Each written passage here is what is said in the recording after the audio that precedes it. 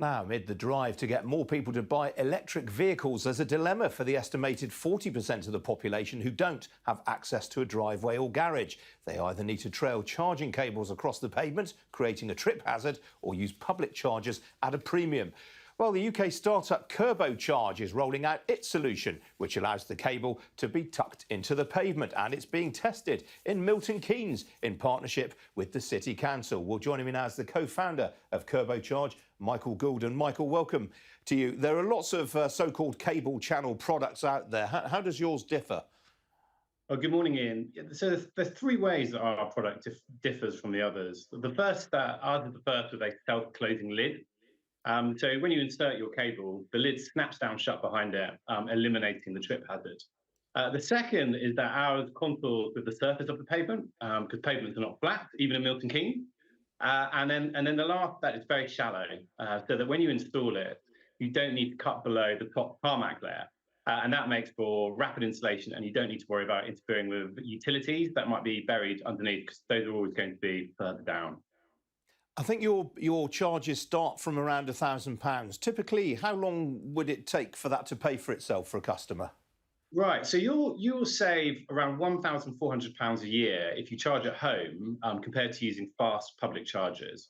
So the channel costs £999, but you will also need to buy a wall-mounted charger, which costs £900. So when you buy both together, then you break even in 16 months.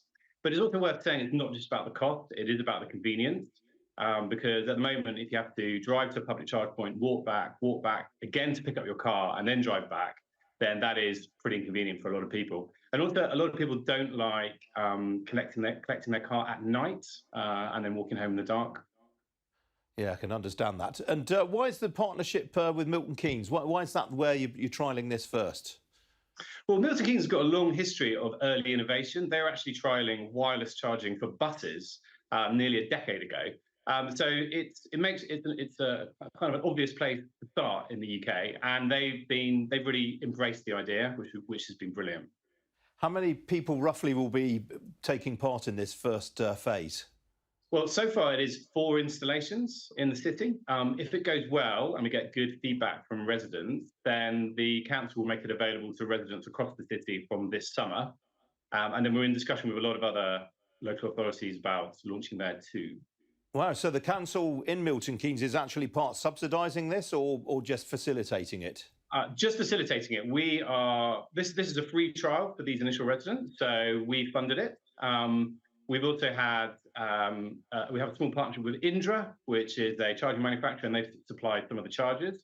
But from this point onwards, it's going to be 100% privately paid for by residents when they get the product installed. And where is the kit manufactured? It's in the UK, it's in Derbyshire. So for us, it's really important that everything is designed and manufactured in the UK. So where might you next be taking this if Milton Keynes is a success? Well, we want to make it available to every resident in the UK, but we do have to have the local authority on board in each area before we can launch there. So we have plans, and there are 333 local authorities in the UK. So if you're watching this and for you, this is something you would like to get, then the best thing to do is write to your councillor, email your councillor, and tell them why it's important to you. And they will respond, and say you would like a Kerbo charge, and they will put that to the right people in the council. Really? Well, my council in Islington, I can't even get them to cut the trees around the back of my house, so I'll live in hope on that one. Michael, I gather this is not your first business.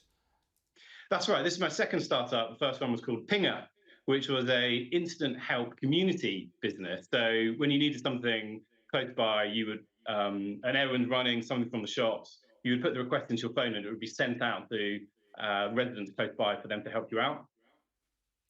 Well, Michael, good luck with that. Yes, and that was the business was acquired last year, but it was actually very hard to make the unit economics work well for that business. Well, I'm impressed you're giving it another go with another business. Michael, great to talk to you this morning. Thank you. Thanks for having me.